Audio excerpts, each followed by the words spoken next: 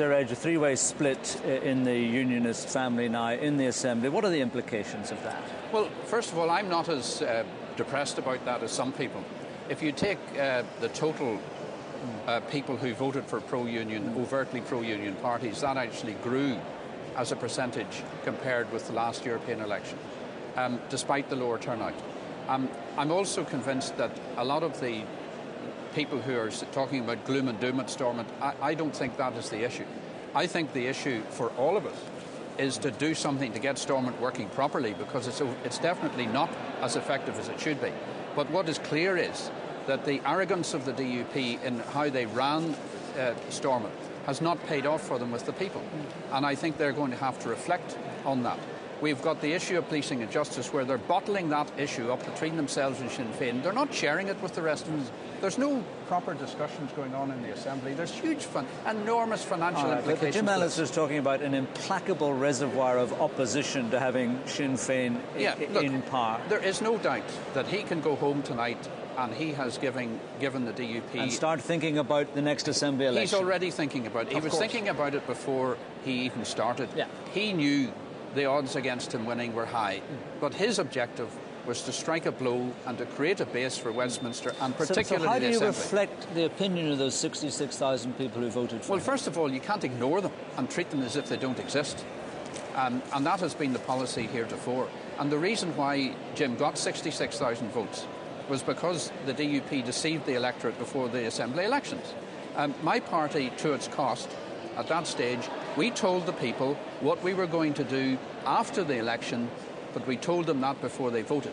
The DUP did not. They tried to be smart, and it has backfired on them, and I think that they need to completely reappraise their position. Sir Reg, we were talking to Geoffrey Donaldson earlier on the programme, and he seemed to be suggesting there'd be no go slow at Stormont, that they would be seeking to sell the benefits of devolution. Do you think he'll be speaking for the majority of the DUP, or will there not be a sizable portion of them who will be tempted to go back into their shell and to move towards the TUV? Well, can I first of all say that Geoffrey has presided as Director of Elections over two elections, the Dromore by-election and the Euro election.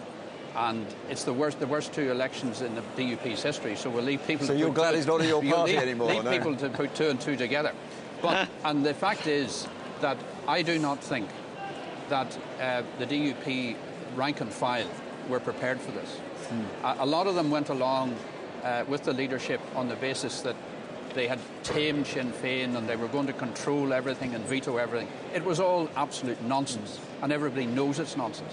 So there'll be huge tension in there. And there'll be one wing will want to retrench, and there'll be another will say, look, we're in so far, we're in so deep, we just have to go on with it. And I think that tension will work itself out. What, David, your analysis of the way forward for the Assembly now? Well, I mean, Mark's just said about no go slow in the Assembly. The reality is for 2 years we've had a go slow. I mean, Reg was saying earlier, they've done statistics, 81% of business is private members' business. That's not a legislature. That's not what we were put there to make real changes for the benefit of the people of Northern Ireland. So I think the real issue is not only are they not going to change backwards, but are they actually going to change forwards? The DUP and Sinn Féin, as the two lead parties, have to show that devolution can deliver. Otherwise, they feed the kind of mood which is which gets 66,000 people voting for TUV. And it's also absolutely the case that the DUP, as Red said, never said what they would do before the election, and it's little wonder that people who believe never meant never. We have a graphic illustration of the relationship between the DUP and the UUP, UCUNF, over the last 5 elections. Mark, you just talk us through that, really, and then we'll get Sir Reg to comment. As we can see, well, let's say it's fairly dramatic, sort of down to the DUP had been sort of pulling away in some recent elections. You see a slight closing of the gap there in the Assembly election, but this is a very decisive closing of the gap. But of course, the line that is not in there is the TUV, and that is the reason that we've seen that sudden downsurge there, because we've suddenly got a new force in the land. But certainly from the UCUNF perspective, of course they are a combined force in this election, not just the UUP, then that will be heartening reading, because the DUP did at one stage appear to be pulling away from them there, as you can see. Can I make one point that, of course, just apropos what David was saying about the Assembly and the Executive? The way the Executive is run is not the way the previous Executive is run. Although my party is in it and the SDLP is in it, It is not run as a four-party coalition. It is run basically between two sets of advisors. They meet even when the executive meetings are taking place. Michael McGimsey, myself and Margaret Ritchie are sitting at the table, and the rest of the seats are empty while they're both in either a huddle together or two separate huddles outside in another room. Then when they've made up their mind what they're going to do in the meeting, then they come in and the meeting starts. That's not how a government should run. They've either got to make up their mind, are they going to run it as it was designed and intended, where all parties play a role, or whether they're going to try and be big guys and just ramrod through whatever they can. I think they've lost the momentum and they've lost the authority.